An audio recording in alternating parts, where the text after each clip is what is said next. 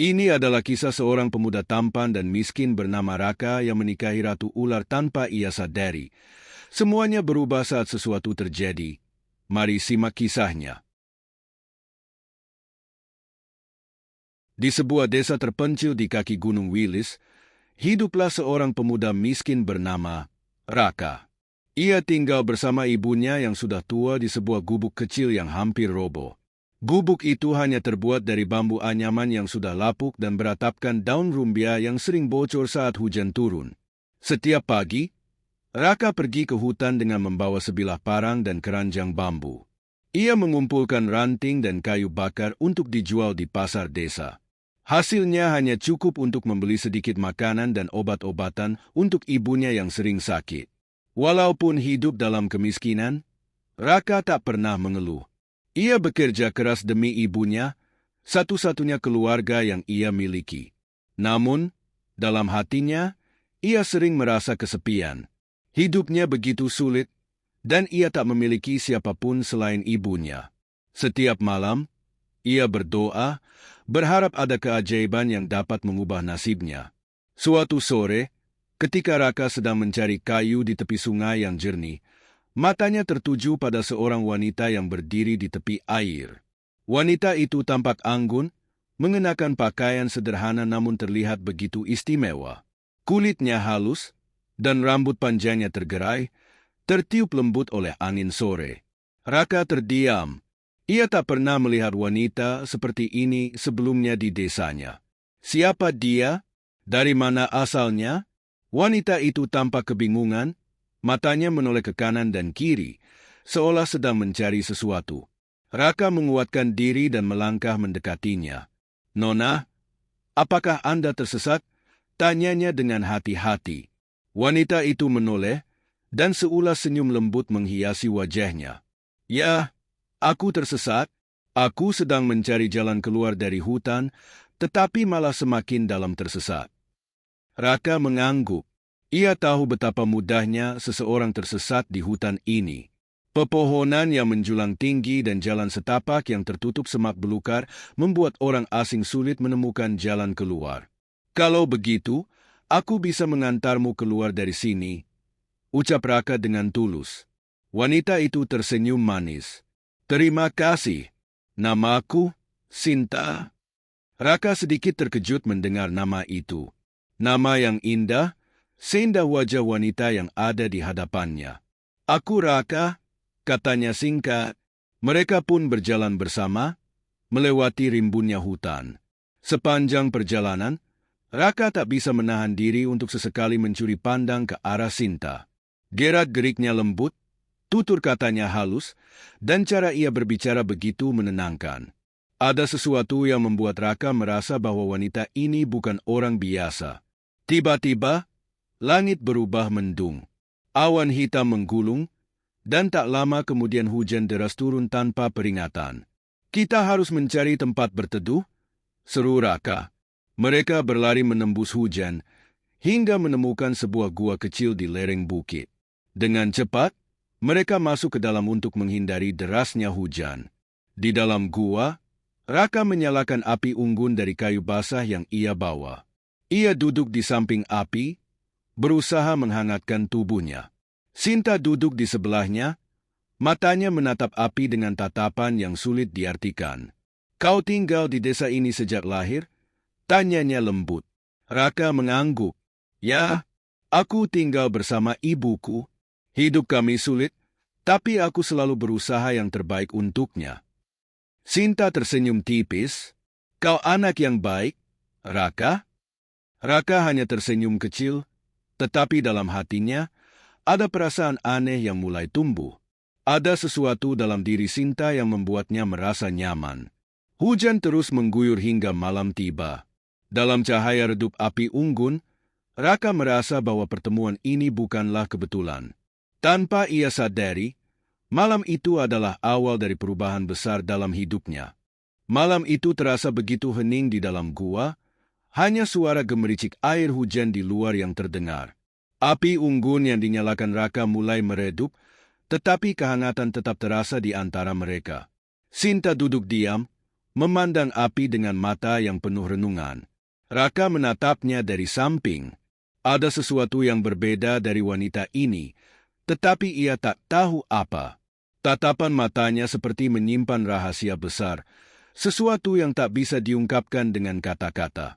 "Kau tidak takut berada di hutan sendirian?" tanya Raka, mencoba memecah kesunyian. Sinta tersenyum tipis. "Aku tidak takut. Aku terbiasa dengan tempat-tempat sunyi seperti ini." Jawaban itu membuat Raka semakin penasaran. Seorang wanita seperti Sinta, yang terlihat begitu lembut dan anggun, bagaimana bisa terbiasa dengan kesunyian? Hujan akhirnya reda menjelang tengah malam. Langit kembali cerah, memperlihatkan bintang-bintang yang berkilauan di atas sana. Raka berdiri, melirik keluar gua. "Sudah tidak hujan, aku bisa mengantarmu ke desa sekarang," katanya. Sinta menatapnya dengan ragu sejenak, sebelum akhirnya mengangguk. "Baiklah." Mereka berjalan dalam keheningan menuju desa. Cahaya bulan menerangi jalan setapak yang mereka lalui. Raka berusaha untuk tetap fokus pada jalannya, tetapi pikirannya terus memikirkan siapa sebenarnya wanita di sampingnya ini. Sesampainya di desa, Sinta tampak mengagumi suasana sekitar. Rumah-rumah kecil berjajar rapi, lampu-lampu minyak menerangi jalan-jalan kecil, dan suara jangkrik bersahutan di kejauhan. "Apa kau tidak keberatan tinggal di rumahku untuk sementara?" tanya Raka, merasa bahwa wanita ini mungkin tak punya tempat lain untuk pergi. Sinta terdiam sejenak, lalu tersenyum. "Terima kasih, Raka. Aku menerima tawaranmu." Kehadiran Sinta membawa perubahan besar dalam hidup Raka. Meski awalnya ia merasa canggung, Sinta tampak cepat beradaptasi dengan kehidupan sederhana di desa. Ia membantu Raka merawat ibunya yang sakit-sakitan, memasak makanan, dan membersihkan rumah. Setiap hari, mereka duduk bersama di bawah pohon besar dekat rumah Raka. Mereka berbicara tentang banyak hal, tentang masa lalu, mimpi, dan harapan mereka untuk masa depan. Dalam keheningan malam, Raka menyadari sesuatu yang tak bisa ia hindari. Ia jatuh cinta pada Sinta. Namun, ia ragu, bagaimana mungkin seorang pemuda miskin seperti dirinya berani melamar wanita secantik dan sebaik Sinta? Ia hanyalah seorang pencari kayu bakar, sementara Sinta, ia merasa wanita itu bukan orang biasa. Namun, Sinta tampak tidak peduli dengan keadaan Raka. Ia tetap tersenyum lembut, tetap berada di sisinya, seolah-olah kemiskinan bukanlah hal yang penting baginya. Hingga suatu sore, di bawah pohon besar yang menjadi tempat mereka berbicara setiap hari, Raka akhirnya memberanikan diri. Dengan suara bergetar, ia berkata, "Sinta, aku tahu aku bukan siapa-siapa. Aku tidak memiliki harta, aku hanya bisa memberikan cinta dan pengabdian kepadamu. Tapi, maukah kau menikah denganku?" Sinta terdiam. Angin berhembus lembut, membawa aroma tanah yang masih basah setelah hujan. Lalu, dengan senyum yang begitu tenang, Sinta menjawab, "Ya, Raka, aku menerimamu." Jawaban itu membuat Raka merasa seolah beban dunia telah terangkat dari pundaknya. Namun, di balik senyum lembutnya, Sinta menyimpan sebuah rahasia besar, identitas aslinya. Ia bukan manusia biasa. Ia adalah ratu ular yang menyamar. Sinta tahu, suatu saat nanti, Raka akan mengetahui kebenaran ini. Dan ketika saat itu tiba, ia hanya bisa berharap bahwa cinta mereka cukup kuat untuk mengatasi segalanya. Hari pernikahan Raka dan Sinta tiba. Meski sederhana, acara itu penuh dengan kehangatan. Rumah kecil Raka dihiasi dengan daun kelapa dan bunga liar yang ia kumpulkan dari hutan. Penduduk desa datang dengan pakaian terbaik mereka, penasaran dengan sosok Sinta, wanita cantik yang tiba-tiba muncul di desa dan mengubah hidup Raka. Keanggunan Sinta begitu mencolok. Meski ia mengenakan pakaian sederhana seperti penduduk desa lainnya, ada sesuatu dalam sikapnya yang membuatnya tampak berbeda. Tatapannya tenang, senyumnya lembut, dan gerak-geriknya begitu anggun. Sepanjang acara, bisik-bisik terdengar di antara warga.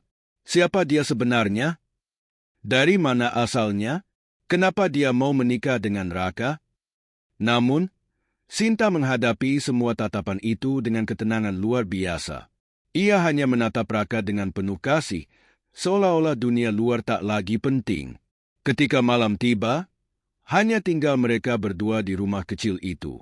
Api lampu minyak berkelip redup, menciptakan suasana hangat namun juga penuh ketegangan. Sinta duduk di hadapan Raka. Wajahnya yang biasanya penuh senyum kini tampak serius.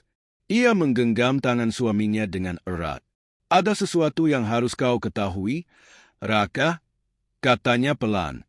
Raka menatapnya, merasakan ada sesuatu yang aneh dalam nada suara istrinya. "Apa itu, Sinta?" Sinta menarik napas dalam-dalam. Matanya berkaca-kaca. "Aku bukan manusia, Raka." Suasana hening seketika.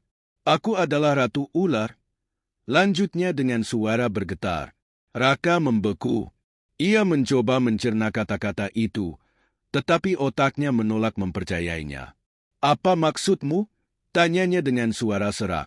Dengan penuh keberanian, Sinta mengangkat tangannya, dan seketika cahaya aneh menyelimuti tubuhnya. Dalam sekejap, sosok manusia yang ada di hadapannya berubah. Kulitnya bersinar keemasan, matanya berkilauan seperti permata, dan ekor panjang bersisik muncul dari tubuhnya. Raka mundur dengan wajah penuh ketakutan. "Tidak, ini tidak mungkin." Sinta menundukkan kepala. "Aku tidak ingin menipumu, Raka. Tapi aku mencintaimu, dan aku takut jika kau tahu yang sebenarnya, kau akan meninggalkanku." Raka merasakan jantungnya berdetak begitu cepat. Ia mencintai Sinta, tetapi kenyataan bahwa istrinya adalah makhluk gaib membuatnya takut. Namun, di dalam hatinya, ia tahu bahwa Sinta tidak pernah berniat menyakitinya. Dengan suara gemetar, Raka berkata, "Kau tetap Sinta yang aku cintai." Sinta mengangguk pelan. "Aku tetaplah Sinta yang kau kenal. Aku tetap istrimu.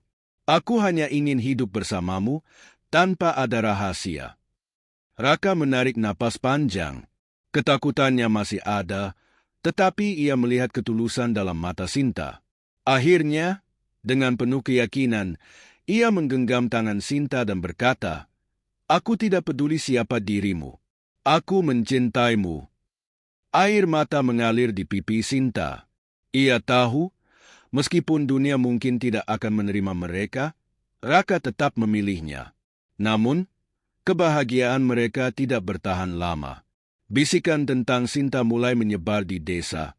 Orang-orang mulai curiga akan asal-usulnya, terutama karena sejak Sinta datang, hidup Raka berubah drastis. Ibunya yang sakit kini sembuh total. Ladangnya yang dulu gersang kini penuh dengan tanaman subur, dan keberuntungan seakan selalu berpihak pada mereka. "Dia bukan manusia," bisik seorang warga. "Aku yakin dia makhluk halus." Desas-desus itu semakin membesar, hingga akhirnya sampai ke telinga tetua desa. Suatu malam, saat Raka dan Sinta sedang duduk di depan rumah mereka, suasana mendadak berubah. Udara yang semula hangat menjadi dingin menusuk. Burung-burung malam berhenti bersuara, dan angin berhembus aneh. Dari kegelapan hutan, muncul sosok makhluk raksasa berbentuk ular hitam dengan mata merah menyala. Ia melingkar di depan rumah mereka, mengeluarkan desisan mengerikan. Raka berdiri, melindungi Sinta di belakangnya. Meski tubuhnya gemetar, ia tak berniat mundur. "Sinta, apa ini?" serunya. Sinta menatap makhluk itu dengan wajah serius. Dia adalah penjaga dunia ular. Makhluk itu berbicara dengan suara berat. "Ratu kami, kau telah melanggar hukum dunia gaib. Kau hidup di dunia manusia. Itu adalah penghinaan." Sinta mengepalkan tangan. "Aku telah memilih hidupku. Aku memilih suamiku."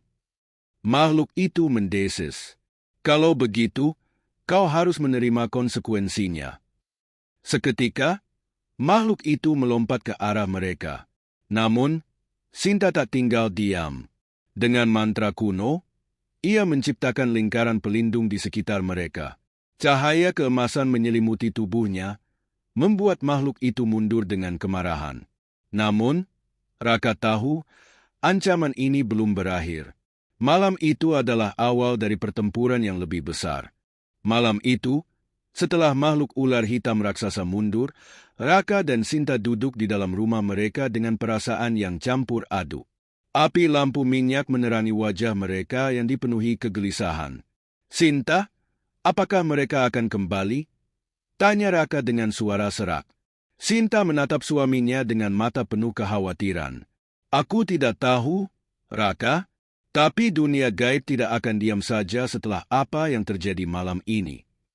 Dan benar saja, beberapa hari kemudian, ancaman yang lebih besar datang. Malam itu, ketika mereka sedang beristirahat, terdengar suara gemuruh dari luar rumah. Angin bertiup kencang, membuat dedaunan dan ranting berjatuhan ke tanah. Langit malam yang semula tenang tiba-tiba berubah menjadi kelam. Dari dalam hutan, muncul sesosok makhluk mengerikan. Tubuhnya besar seperti naga, namun wajahnya menyerupai manusia. Mata merahnya bersinar di dalam kegelapan. Makhluk itu mengeluarkan suara menggelegar, menuntut Sinta untuk kembali ke dunia gaib. "Kau telah melanggar aturan. Kehidupanmu di dunia manusia adalah sebuah penghinaan bagi kami." Makhluk itu berteriak, suaranya bergema di seluruh desa. Sinta berdiri di hadapan makhluk itu, tidak gentar. "Aku telah memilih jalanku. Aku memilih hidup bersama suamiku." Makhluk itu mendesis marah. "Jika kau tidak kembali secara sukarela, maka kami akan menghancurkan segalanya." Tiba-tiba, angin bertiup semakin kencang, membuat pepohonan di sekitar rumah Raka berderak keras. Cahaya kilat menyambar langit. Desa yang semula damai kini berubah menjadi medan pertempuran antara dunia manusia dan dunia gaib. Penduduk desa yang mendengar kegaduhan mulai keluar dari rumah mereka. Mereka melihat sosok raksasa mengerikan di depan rumah Raka, dan ketakutan pun menyelimuti mereka. "Apa itu?" bisik seorang warga dengan wajah pucat. "Itu bukan manusia, itu makhluk gaib," sahut yang lain. Kecurigaan mereka terhadap Sinta semakin besar. Selama ini, mereka sudah bertanya-tanya tentang asal-usul wanita itu, dan kini kebenaran terbentang di depan mata mereka. Tetua desa melangkah maju, wajahnya penuh amarah. "Jadi benar, kau bukan manusia?" Ia menuding Sinta dengan keras. "Kau membawa kutukan ke desa ini." Sinta menatap mereka dengan mata berkaca-kaca. Ia tidak pernah bermaksud menyakiti siapapun. Raka melangkah maju, berdiri di antara istrinya dan para warga. "Sinta bukan musuh kita.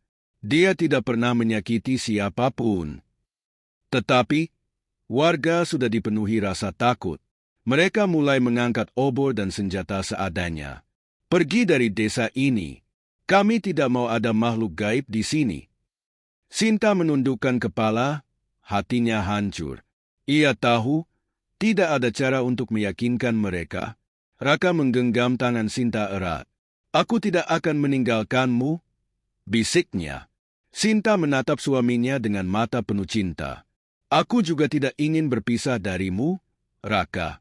Tapi, dunia manusia tidak akan pernah menerimaku."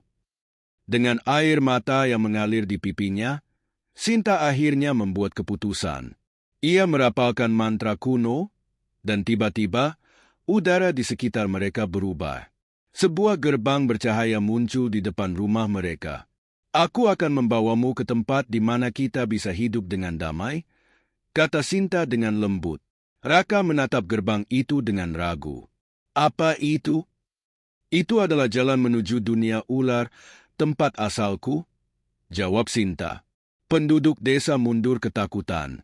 Mereka menyaksikan cahaya magis yang belum pernah mereka lihat sebelumnya. Tanpa ragu, Raka menggenggam tangan istrinya lebih erat. "Aku akan ikut denganmu." Sinta tersenyum. "Terima kasih telah memilihku." Dengan langkah mantap, mereka berdua melangkah masuk ke dalam gerbang cahaya itu. Begitu mereka menghilang, gerbang itu tertutup, meninggalkan keheningan di desa. Penduduk desa hanya bisa menatap dalam kebingungan dan ketakutan. Mereka tidak tahu kemana Raka dan Sinta pergi. Namun, satu hal yang pasti, kisah mereka belum berakhir. Begitu Raka dan Sinta melewati gerbang cahaya, mereka tiba di dunia yang benar-benar berbeda. Dunia ular tidak seperti yang Raka bayangkan. Bukannya gelap dan menyeramkan, tempat ini justru penuh dengan cahaya lembut dari batu-batu kristal yang bercahaya. Sungai-sungai berkilauan mengalir di antara pepohonan raksasa yang memancarkan energi magis. Di langit, warna ungu dan kemasan berpadu seperti senja abadi. Namun, ada yang berbeda, makhluk-makhluk yang tinggal di sana, para penghuni dunia ular, menatap mereka dengan penuh rasa ingin tahu dan keraguan. Beberapa dari mereka membungkuk memberi hormat kepada Sinta, tetapi tatapan curiga mereka tertuju pada Raka. Seorang pria tinggi dengan jubah hitam berkilauan melangkah maju. Ia memiliki mata emas yang tajam dan kulit bersisik halus di tangan dan lehernya. Ratu kita telah kembali, suaranya dalam dan berwibawa. Namun, ia membawa manusia ke dunia ini.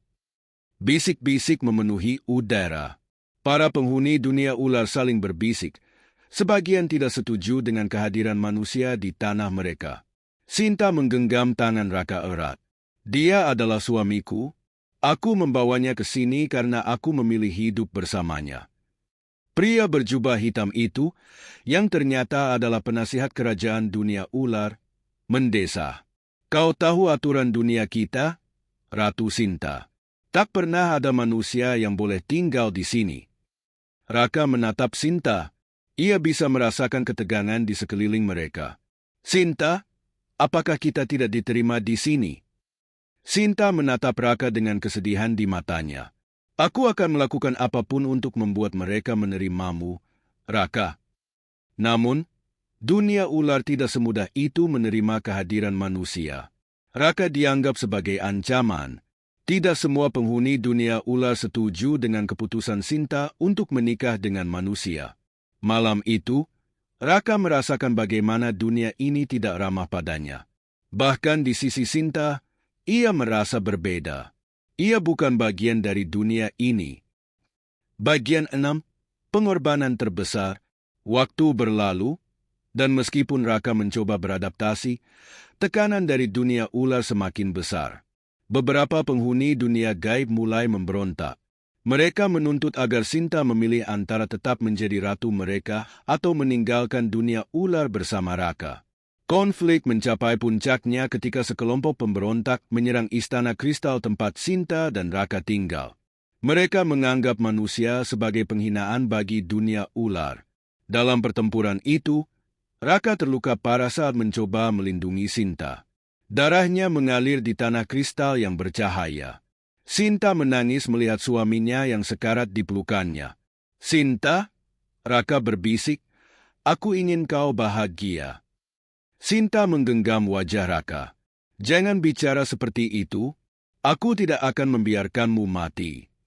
Namun, Raka tahu bahwa ia bukan bagian dari dunia ini.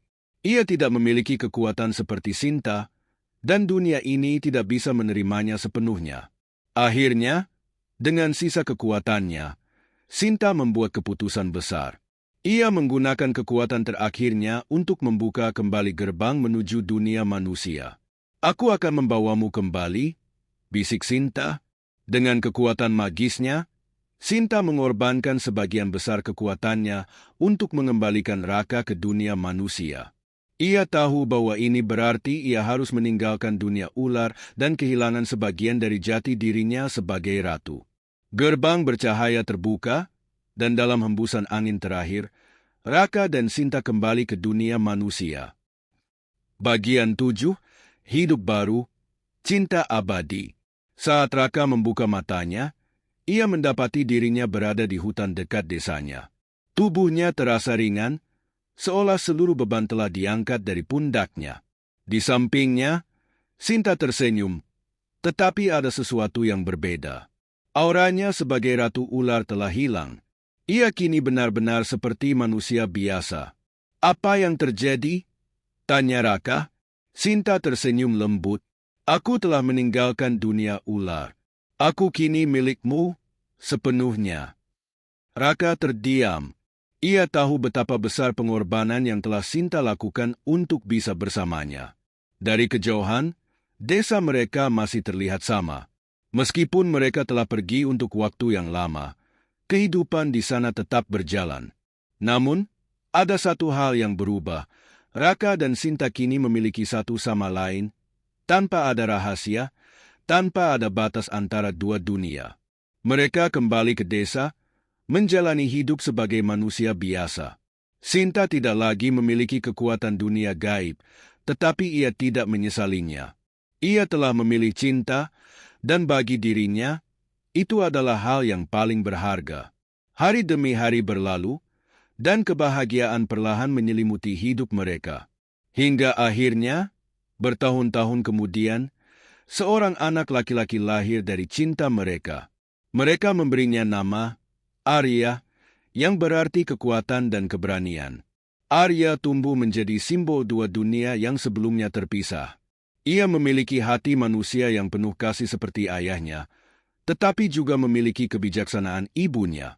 Dengan hadirnya Arya, Raka dan Sinta tahu bahwa cinta mereka tidak hanya mengubah hidup mereka, tetapi juga menciptakan harapan baru bagi keseimbangan antara manusia dan dunia gaib. Dan di bawah langit yang biru, di desa kecil tempat mereka memulai segalanya, kisah mereka akhirnya menemukan akhir yang bahagia.